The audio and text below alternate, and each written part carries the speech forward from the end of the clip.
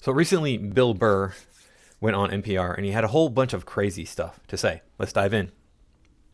Where my comedy act is right now is I'm trying to get regular people to stop yelling at each other and realize that it's a select few group of nerds, okay, eating raw almonds and doing their stupid workouts and everything and just competing with each other to have the biggest infinity pool, and the rest of us are getting pushed down. And they've politicized the whole stupid thing, and we're falling for it. And who's the they? Besides people who eat almonds? That idiot Elon Musk. Oh. That guy, like, he's going to, who evidently is a Nazi. Like, I just refuse to believe that it was an accidental 2-time Sieg Heil. And he does it at a presidential inauguration. This is why I hate liberals. It's like liberals have no teeth. All right. So you got the first couple points here. Calling me some sort of nerd who eats raw almonds is not a woke issue at all. I used to eat raw almonds. I don't eat raw almonds anymore. I eat cashews instead. So sorry, Bill, you're wrong. And I do my stupid workouts still. Yeah, I mean, I'm in amazing shape for my age. And people are shocked when they find out how old I actually am. I look significantly younger, apparently. It has been told to me on a regular basis. And part of that is because, I exercise. You don't exercise, you're going to become decrepit. So you got two options. Now, the whole Elon Musk is a Nazi. Elon's not a Nazi, okay? Come on now. I know what they're saying when they say Nazi. They're not saying National Socialist. I accuse them of claiming these people are National Socialists. They're not saying that. What they're saying is they're a racist. That's what they're saying. Saying Elon Musk is a racist. Because why? The Nazis wanted to eliminate the Jews. Not only did they want to eliminate the Jews, they also wanted to go after anybody who was not Aryan, right? Anybody who was not white, blonde, blue-eyed. That was the most highly evolved group of humans. And I can understand how they came to that conclusion, because they were quite possibly the most recent humans to evolve. Therefore, they must be the best. That means that evolution only goes in one direction.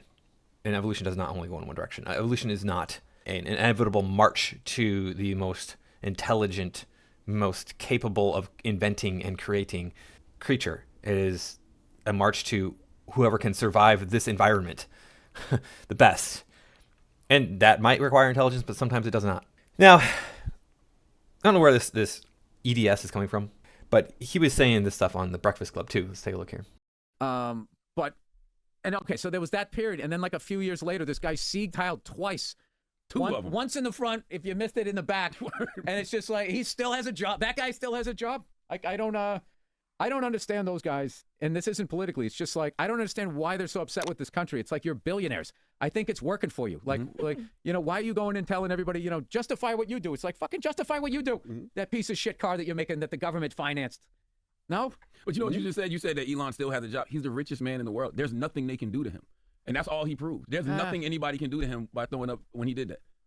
What do you take from him? He's not Kyrie Irving. He's not Kanye. Like, what do you do? Yeah, but I don't know. Listen, I don't know how this shit works. I'm just saying that, if you said the wrong thing as a comedian, all of a sudden you lost your TV show. But you're not the richest man in the world. He was the richest comedian in the world, ever.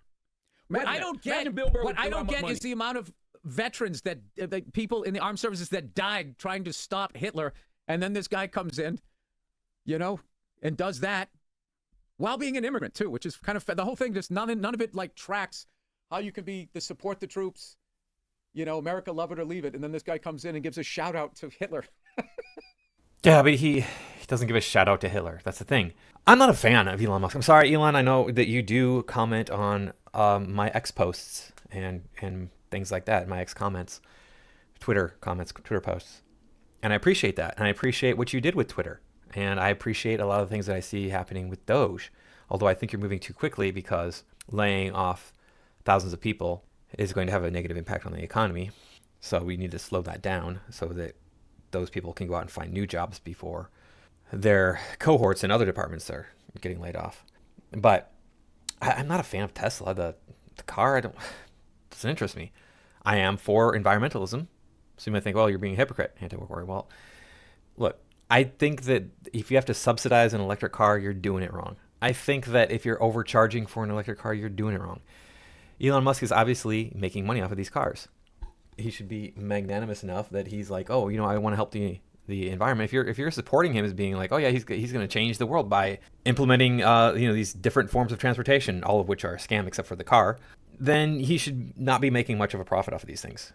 He should not be the richest man in the world off of his car. Because you know what else is getting subsidized? SpaceX. SpaceX is getting subsidized by our tax dollars. So maybe Doge needs to go after those things as well, you know? Again, I can like things that he's done and I can dislike things he's done. My point is here, I'm not a fan of Elon Musk. I'm not trying to defend Elon Musk and saying, like, he's my buddy, man. Me and him are bros, dude. I know that we could, like, hang out. No, I'm also against his sleeping around and impregnating these women. Dude, seriously, get yourself cut.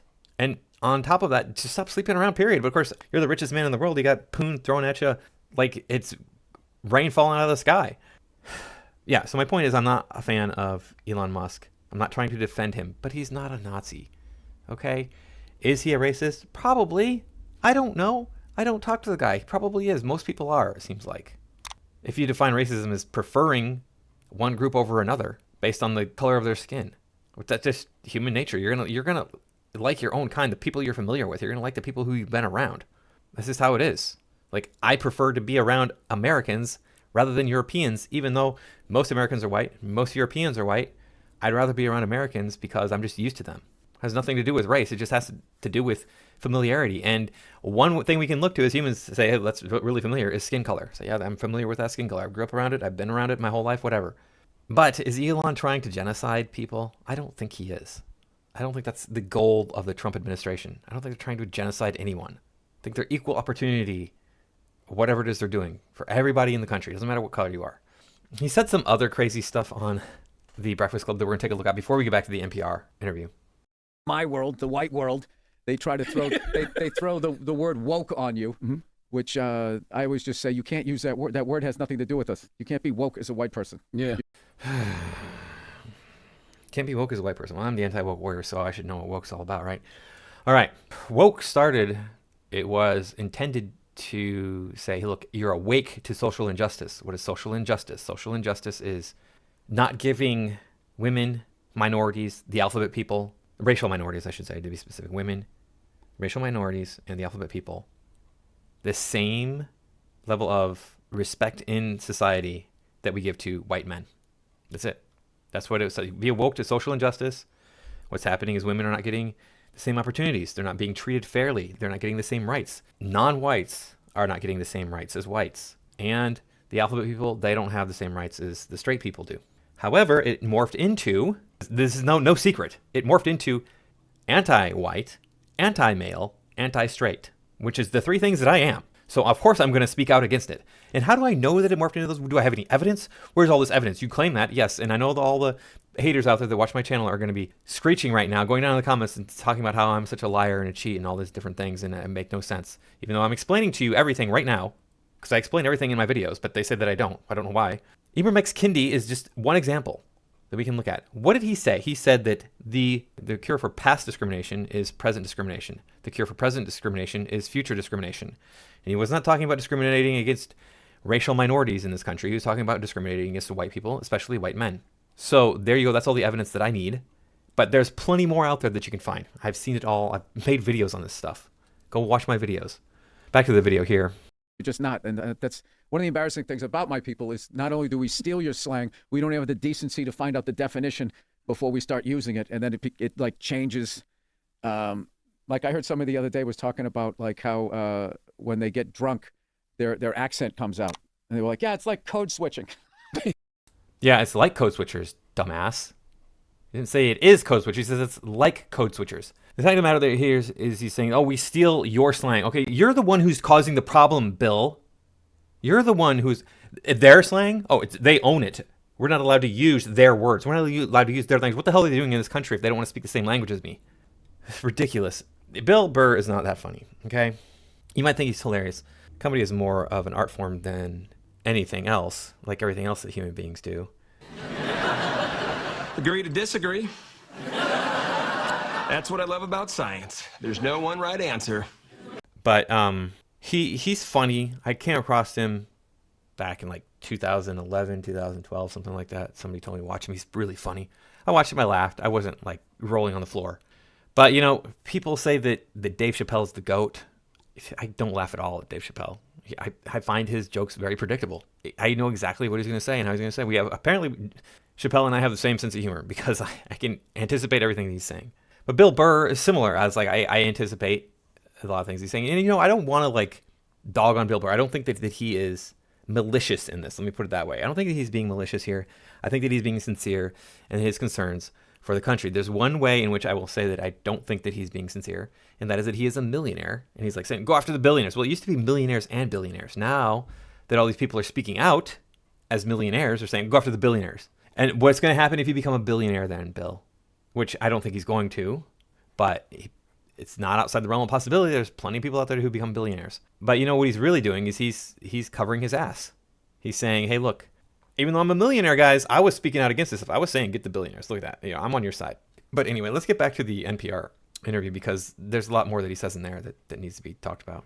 Whatsoever. They just go, oh my God, can you believe I'm getting out of the country? I'm just like, you're going to leave the country because of one guy with dyed hair plugs and a laminated face who makes a bad car and has an obsolete social media platform? You're going to leave this? Why doesn't he leave? Why isn't he stopped? What are we so afraid of this guy who can't fight his way out of a wet paper bag? You can take him on. Like, why do liberals just sit back and not, they have nothing? What are you doing? This. Okay. This. You got to speak up about it. You don't just go like, oh my God, what? Like, listen, first of all, it's like, I'm a stand-up comedian. It's not my friggin' job. I'm talking about like. Well, I think that liberals are standing up and talking about this. And it's not the liberals that I'm worried about. It's the progressives that I'm worried about. The ones who are woke. The problem with the left, the liberal party, if you will, is they went woke. Not all of them, but enough of them went woke that this became a mainstream issue. You're going to sit here and tell me that we're calling little kids racist if we're teaching them that they're racist in school, in grade school. That's what they're learning in grade school. Little Johnny's racist. Why? Because he's white. What now? How does that work? Excuse me? It started long ago, subtly, with the term reverse racism. And it started even before that, of course, but reverse racism. And I was like, there's no such thing as reverse racism. What are you talking about? There's racism and there's racism. That's it. You don't reverse it. When you're saying reverse racism, what you're saying is that racism comes from white people. They are the impetus of it. And I'm like, that doesn't make any sense. I'm not going around being racist. I took a racism test with a Hispanic guy, a Mexican guy that I knew. Guess who came out to be more racist according to that test? He did. Noticeably so. So it's not white people that are the ones you need to worry about. No, that's one anecdote. But we see these countries, Europe has opened its borders to allow non-whites to come in. Oh, they're so racist. Really? What? How many other countries, how many non-white countries do you see opening their borders and letting a lot of white people come in? Basically none of them. So Democratic politicians. Where is their pushback? They're allegedly liberal. You see this guy do this thing. You know what the end result of this thing is, which all these neo-Nazis, not only are they stupid because they're neo-Nazis, they don't even look at what Hitler did. He ruined their country. And this idiot is going to try to lead us down that road and then play it off and act like he didn't do what he just did. And you can get canceled as a comedian for doing a friggin' Caitlyn Jenner joke, but this ass can seek Heil and nothing. Where are all the liberals? Where are all of these white chicks at the award shows that were speaking truth to power? Where are they? Why did they choose to go after comedians and not the Ku Klux Klan? How come they never got canceled? yeah, that is ridiculous. The cancel culture where you're going after people because it's, oh my God, it's hate speech. It's violence. Yeah, we don't think that speech is violence. We're allowed to speak our minds. That's kind of the thing with the United States. You're not calling for people to actually be harmed. You're just saying, hey, look, these people act this way. These people act this way. I don't like it when they do this. And there seems to be a correlation between these behaviors. I don't know what to tell you. That's my whole problem with liberals. I just think it's a phony ideology where what they really do is it's a bunch of white chicks trying to fix their immediate area. Like they really took on entertainment because they were in entertainment and then they didn't do anything else. I'm going to stop you. You just blamed all of this on white women. Yes. Where are the men? Where are the men in what you're saying? Exactly. All right. Well, we're actually hearing truth from Bill Burr here. We all know who controls the Western world. If you're watching my channel, you probably disagree with me because I get a lot of haters on here. So you're probably like, no, women don't control anything. It's all patriarchy, blah, blah, blah. Yeah, no. women control it. I can tell you exactly why, because I want to give whatever women want me to give to them so that I can get into their pants. That's how this works. When you have a situation where you make sex not stigmatized, take the shame out of engaging in extramarital sex, which there's still some shame left in having an affair, but not much. It's mostly you can sleep with as many people as you want to when you're not married, but once you get married, that's it, you got to stop. And I'm like, isn't that the same as just cheating? I don't get how it's not any different, really. If your end goal, if your intention in life is to go out and find a life partner that you're going to be monogamous with, why is it okay to be with as many people as possible before you find that person? I don't understand it. That's just me. But yeah, he's right. Women are causing these problems. And is this Terry Gross, I think, is going to push back on him a lot because, of course, she's a white woman. She can't possibly be to blame for anything. She's just an innocent wilting flower who's never done anything to hurt anyone ever in the entire history of humanity. Women are the innocent angels. All right, let's see what he has to say.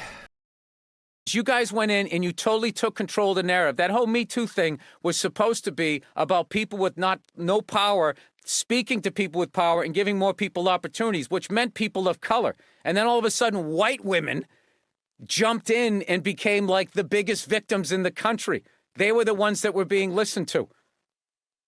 That was what was weird to me. This is where you kind of lose me. It doesn't surprise me on this station talking to a white woman that I would lose you. Well, no, because the Me Too movement for women is about sexual assault. But then and what did it become? What did it morph into? What did it quickly morph into? It then morphed into, I don't like the topic of what you're discussing in your stand-up act. Well, I don't want to get into an argument about this, so I'll just say. What's funny is this is how I discuss things. I will just say. Now, I wouldn't be surprised if Bill is right here. I don't know for sure if this is what it morphed into, but this is where his focus is on comedy, right? And I know that he was called out for making jokes that people were like, that's inappropriate. Oh my God, nah. Well, all jokes are inappropriate, okay? You're going to tell me that jokes are not inappropriate. It's kind of the thing with jokes. There are some that I guess are completely non-offensive, but the majority of them are going to be offensive to somebody. We're poking fun at a group of people who are of a given race, a given demographic, some sort of gender, something. That's kind of how comedy works. You point out the shortcomings of a group of people, and sometimes that's your own group, right? I can make fun of men all day long. It's fine. I understand that men have their shortcomings. That's just how we are. We're humans. We're all humans here. We all have shortcomings. Even if we weren't humans, if we were, if you're Romulans, okay, well, they have foibles too, because they're not omniscient and omnipotent, and they never will be. Just look at the history of the Greek gods, because I think that most Americans are going to be most familiar with that pantheon. They had all sorts of foibles. It was written about extensively by the Greeks. They were like really powerful humans instead of being omniscient and omnipotent.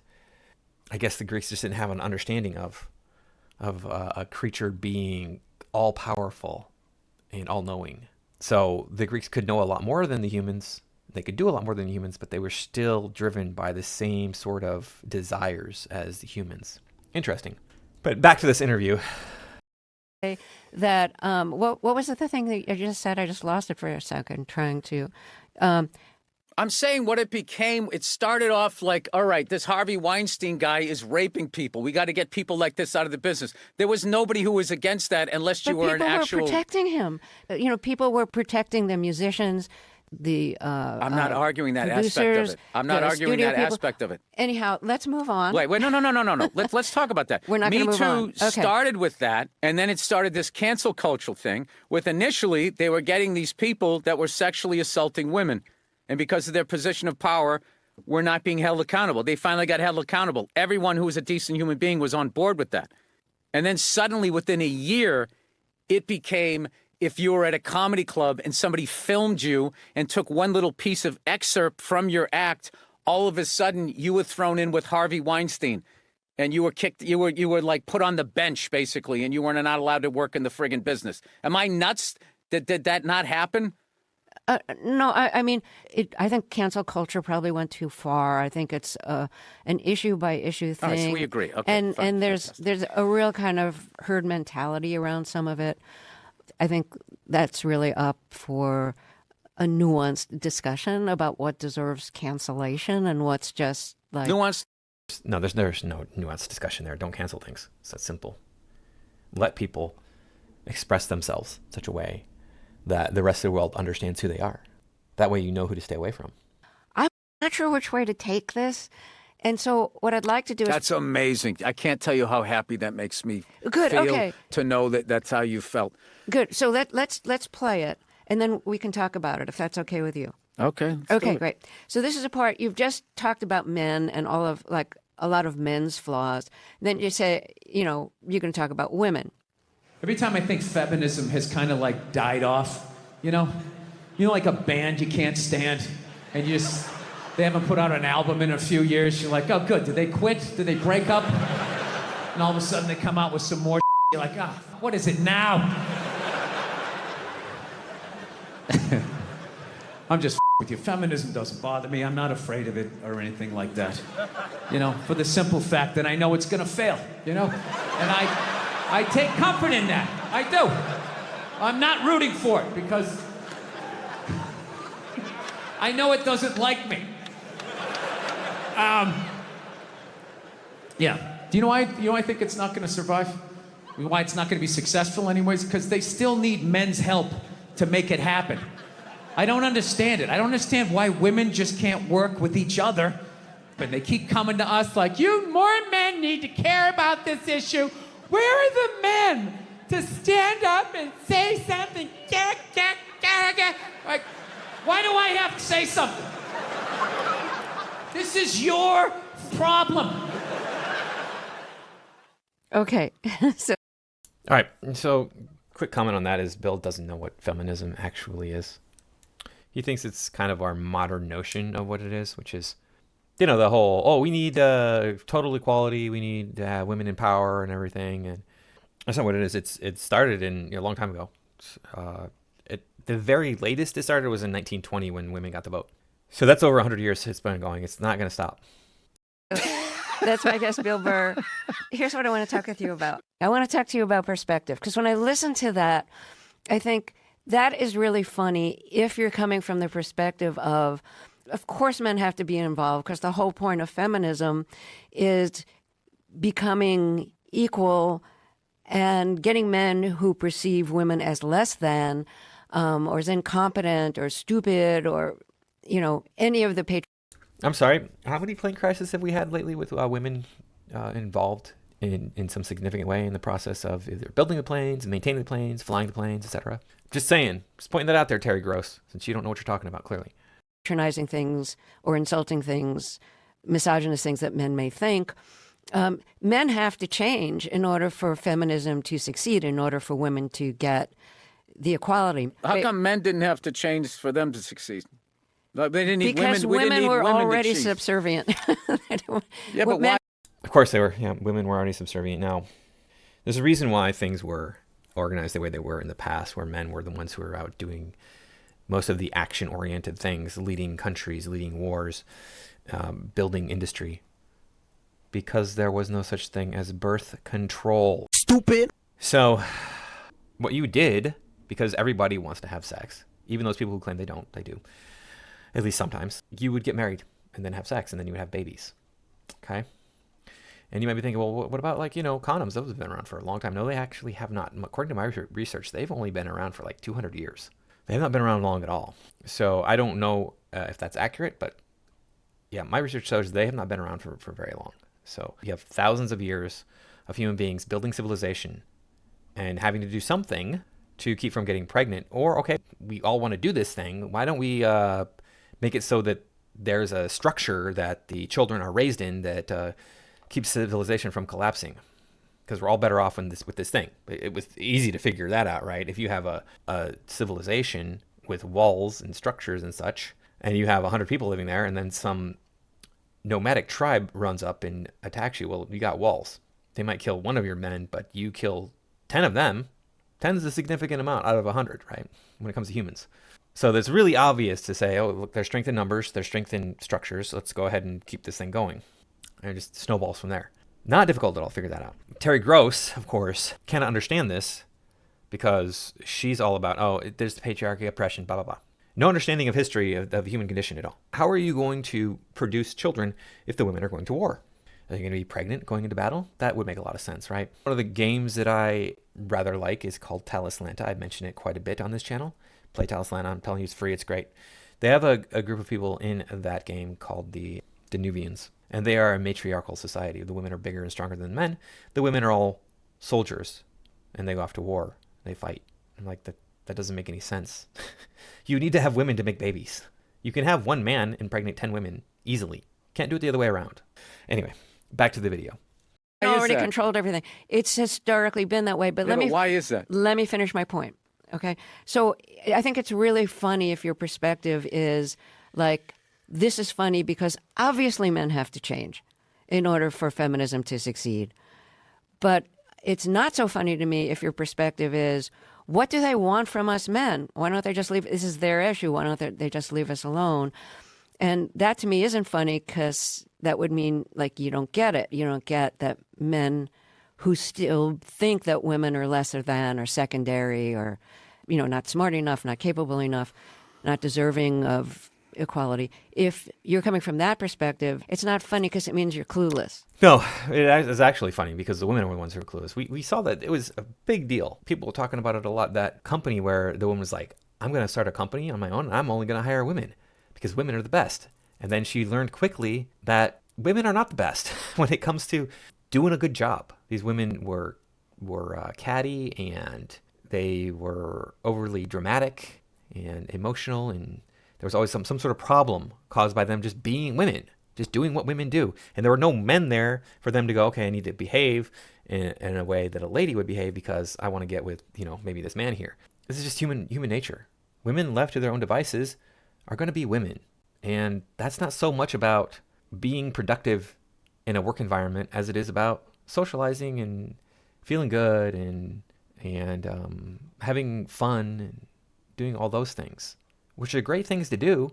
But when there's work to be done, there's work to be done. And men will put aside their feelings and go, okay, I got to do this thing right now. Women, not so much. That you don't get it. But if you do get it, it's really funny because you're coming from the perspective of getting it and mocking the people who don't. So, your turn.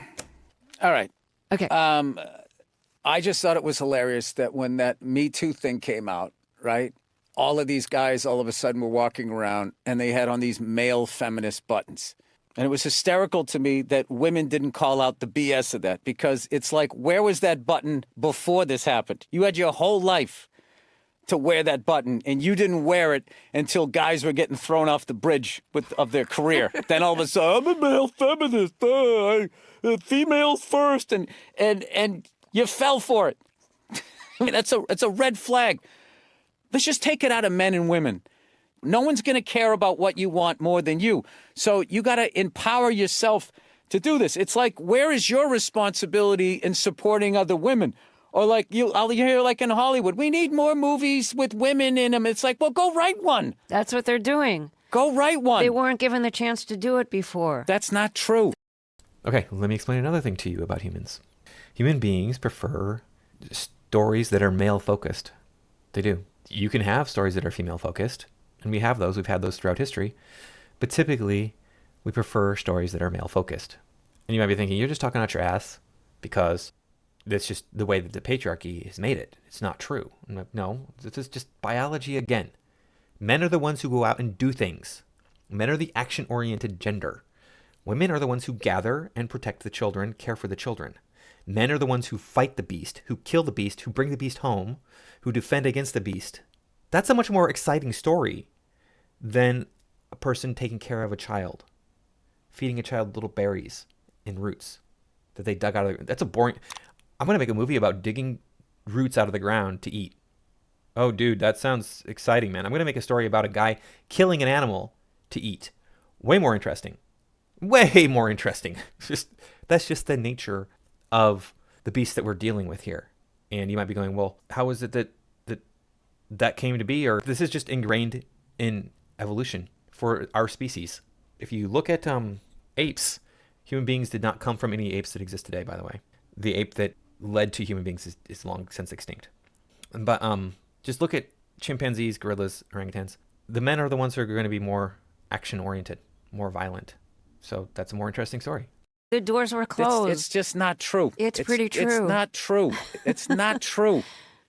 Do you think the door was open for a bald, redheaded ginger to come in at 50-something years old to go? Do you think Hollywood was waiting for that? Do you think I just walked out there like, oh, you're a guy. What are your dreams? Send us a list and we're going to make it happen. That is exactly how it works, by the way. We're doing the patriarchy meetings again, guys. This week we're meeting behind the giant waterfall, so make sure that you all show up there. And yeah, of course, we all know that's exactly how it works. Women have gone through exactly the same thing if they're not beautiful or young enough. Exactly. So okay, so I went through it too in my own way. But that's the thing. When I was growing up, the only jobs for women were nurses, teachers, cashiers, secretaries. There's other jobs too. She's going to say there's other jobs, but look. Yeah, because we understood back in those days what mattered. Family. We don't have that anymore. And look what's happening to the country. It's falling apart. Man, I go to work in LA and I walk around the streets there. They are terrible. You can watch videos. People driving on the same streets I'm walking on. I'm like, wow. From the past, the city was so much nicer, even 30 years ago. But you can go back even farther, 70 years ago. 75 years ago, you can watch film strips and that stuff, and it's so obvious that people were focused on building a strong community. We don't have that anymore because we don't have family anymore. There's very little else you could do. Prostitution. Well, okay, sex worker, yeah. There's very little else you could do. The doors are basically shut. Listen, So I don't have a problem with women. You know, you can view me however you want to view me, but I know what I've done in my career as far as like who I've worked with and what I've been doing. And like at the end of the day, the joke that I'm doing, I'm making a point. I'm also being playful, but I'm also not going to be this person just going like, yes, you are 100% right. Because you are a woman and you are not flawed at all and you are not abusive. And you are not responsible at all for where you are in life. If you're not where you want to be in life, it's because of men. I don't subscribe to that any more than I subscribe to, hey, these dumb broads need to be home making me a sandwich. I'm not that guy either. I'm somewhere in the middle, and I like to tease everybody. So if you want to listen to my act and be like, you know, this part I like, but that part I didn't, I mean, that happens to me every night. So Yeah, exactly. There's things you're going to like and things you're not going to like. And I can see that. You can go to my list of videos here. There's some of them you probably like, some of them you probably don't like. Some of them you like part of, and other parts of it you don't like. And that's fine. We all are trying to put ourselves out there to make the best of this world that we can. Don't cancel comedians. Don't cancel, people like me on YouTube who are just trying to figure this whole thing out. Trying to spread the word of, hey, this woke thing, it hurts. It hurts a lot of people. There's other people who have a broader range of political subject matter that they talk about. Don't cancel them. They're talking about stuff. They're talking. It's words. Get over it. If you don't like their comedy, what is it? Ryan Long, he does like a political sort of anti-woke comedy sort of thing on YouTube. Don't cancel that guy. Just because you disagree with him, so what? He's not trying to hurt anybody. You think that Ryan Long is out there? Look, have you seen Ryan Long? You think this guy, this 6'3" beanpole, is out there looking to hurt people? Yeah, I don't think so. Words can hurt, yeah, but grow up. Sticks and stones may break my bones. That's all I have to say. Thanks for watching. I'll see you in the next video.